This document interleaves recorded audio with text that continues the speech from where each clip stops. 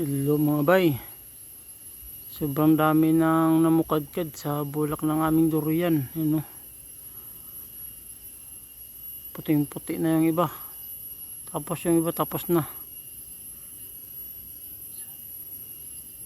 Ang daming nagsilaglagan mga bay, kaya dapat na tong esprehan. Tapos yung nauna dito, ayun, no?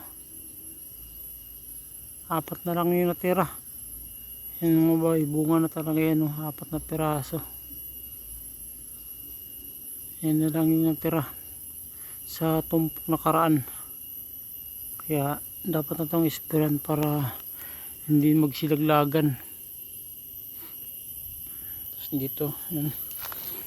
Ito mga bay, oh. Ayan, bunga na talaga siya.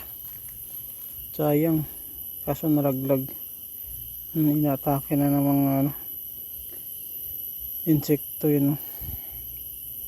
Borer, kaya naglaglagan mga bay. Dapat na talaga itong isprayan, hindi kasi nagkasabay-sabay mga bay. Mga sunod na araw isprayan natin to para marami-rami pa yung matira mga bay.